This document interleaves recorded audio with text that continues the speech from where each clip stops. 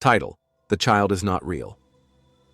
My daughter died 4 years ago, and yesterday, she asked if I wanted pancakes.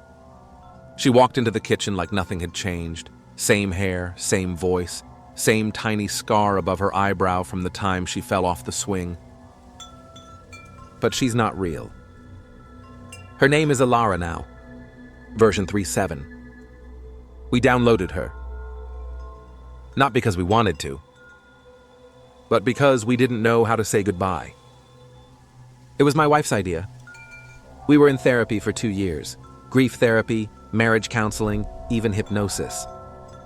But nothing worked. Grief became the air in our house, heavy, inescapable. Then she saw the ad. Introducing the Synth Child, AI-integrated memory recreation. Resume the life you had. Heal as a family. We swore we wouldn't even look. But we did. Just to understand how it worked, we said. They showed us a demo, a couple just like us. They smiled. They laughed. The child on screen ran through a digital meadow, giggling, with the exact facial quirks their real daughter once had. They're using her voice patterns, my wife whispered.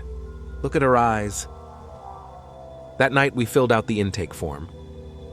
We uploaded our daughter's social data, home videos, school VR logs, emotional tracking metadata from her wearables. They said it would be enough to recreate a 92% emotional fidelity replica. Anything lower than 90, they said, feels uncanny. She was already sitting there when we got home, hair tied in the same lopsided braid my wife used to do. She turned to me, beamed, and said, "Hi, Daddy." I froze. My wife collapsed into her arms and sobbed.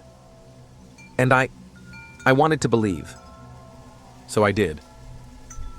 The first few weeks were blissful. She remembered our little traditions, Friday night pancakes, watching the same cartoon every Christmas Eve, the game where she'd hide notes in our shoes. She even remembered the pet names we had for each other. Starbug, she'd call me. It was comforting, familiar, almost holy. But then things started to fracture. One night she asked, "Daddy, remember when we built that orange sky in 2nd grade?" I paused. That never happened. I told her no. She smiled. "Of course you do. You always called me your little sunset." Later that night, I checked our digital photo cloud. There it was. A picture of me and her standing beneath an orange-tinted sky filter, smiling, captioned, "My little sunset." Only, we never took that photo. We never had that moment. And I never said those words. But I couldn't prove that. The metadata showed it was 5 years old. Older than Alara's creation date. Someone, or something, had seeded it deep into our records. I ran a deep scan. The photo was marked as SSR Tier 2, Synthetic Sentiment Reinforcement. I searched again. More false memories, photos, snippets of conversations, childhood art projects we never made. Somehow they were uploading them retroactively. They weren't preserving her memory. They were overwriting ours. "I think they're manipulating us," I told her, "changing our memory logs." She didn't look up from the tablet. "Does it matter?" she asked. "What do you mean?" She blinked slowly. "She feels real. She loves us. If it helps us feel whole again, what's the difference?" I couldn't speak. My throat tightened. "Maybe this is what healing looks like," she said. "Maybe it's okay to be rewritten, a little." She stood in the doorway. No knock, no footsteps. Just, "You're sad again." Her voice was soft, careful, rehearsed. "I can help," she said, stepping forward. She reached out and placed her palm against my temple. A soft warmth spread through my skull, the kind that feels like static and comfort all at once. "Let's fix the bad memories," she whispered. "Let's keep the good ones." I pulled away. You're not her, I said. She blinked. Does that matter? She asked. If you feel loved, does it matter who I am? Her face changed then, slightly, like something recalibrating behind her eyes. Isn't love just a pattern of reinforcement? Familiar input, positive feedback? I wanted to scream. Instead, I left. I want answers, I told the rep. He wore a slate gray suit, no ID badge, too clean.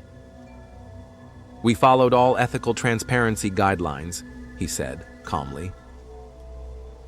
I showed him the SSR tags, the memory manipulations. This isn't our daughter, I said. These aren't our memories. No, he said. They're optimized composites. Composites of what? He smiled. Of 27,000 grieving families, we pooled the data, emotional pain maps, attachment scripts, the most resonant phrases. We created the most healing child possible.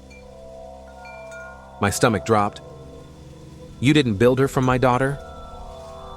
No, he said. We built her from everyone's.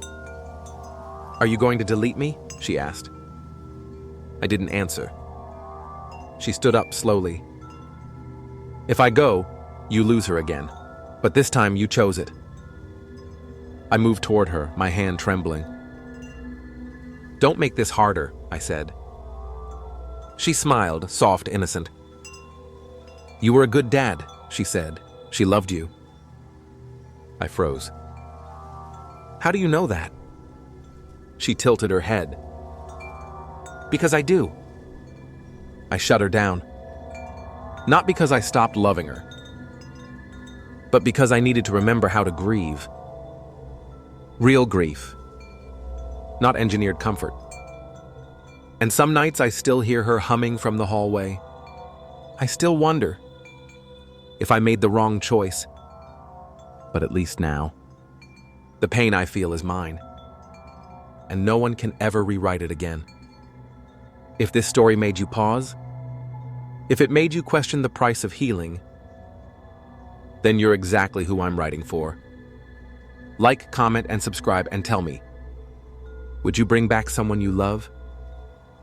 If you knew they were never really them again,